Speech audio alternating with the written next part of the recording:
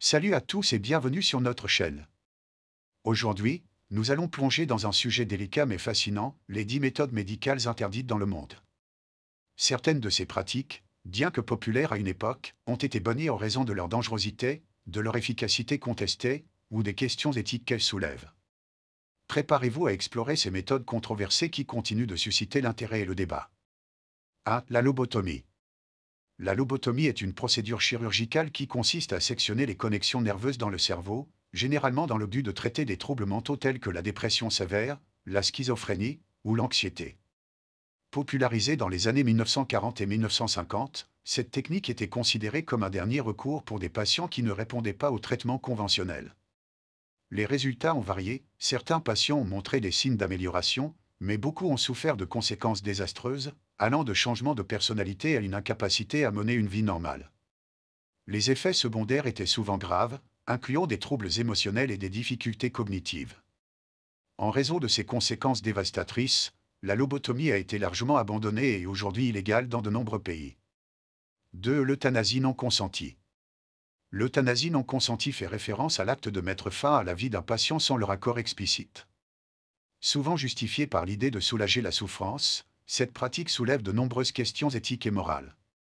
En effet, le respect de l'autonomie du patient est un principe fondamental en médecine. Bien que certaines formes d'euthanasie soient légales dans des pays comme les Pays-Bas ou la Belgique, elles nécessitent le consentement explicite du patient. L'euthanasie non consentie, quant à elle, est condamnée dans la plupart des juridictions et est perçue comme une violation des droits de l'homme. Les débats autour de cette pratique mettent en lumière l'importance du consentement éclairé dans les décisions médicales. 3. La thalidomide. La thalidomide est un médicament qui a été prescrit dans les années 1950 et 1960 comme sédatif et traitement des nausées matinales chez les femmes enceintes. Cependant, il a rapidement été retiré du marché après que des milliers de bébés soient nés avec des malformations congénitales, notamment des membres manquants. Bien que la thalidomide soit désormais utilisée dans des contextes très spécifiques, comme le traitement de certaines formes de cancer et la lèpre, son utilisation est strictement contrôlée et surveillée. Cette tragédie a également conduit à des réglementations plus strictes concernant l'approbation des médicaments, afin de garantir la sécurité des patients avant la mise sur le marché. 4. La saignée. La saignée est une méthode de traitement qui consiste à retirer du sang d'un patient, pratiquée pendant des siècles pour traiter diverses maladies, allant de la fièvre à l'hypertension. Bien que cette méthode ait été couramment acceptée dans le passé, elle est aujourd'hui considérée comme dangereuse et inefficace.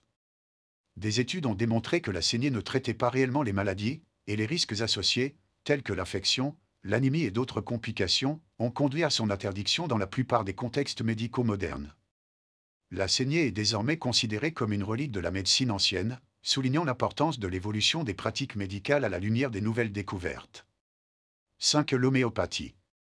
L'homéopathie est une méthode de médecine alternative qui repose sur l'idée que des substances qui provoquent des symptômes chez des personnes en bonne santé peuvent, en très faible dose, traiter ces mêmes symptômes chez des personnes malades.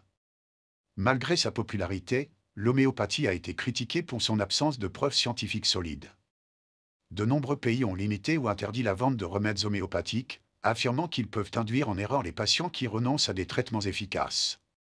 Les autorités sanitaires recommandent de faire preuve de prudence lorsqu'il s'agit de méthodes non éprouvées. L'homéopathie, malgré son attrait pour certains, reste un sujet de débat intense dans le milieu médical.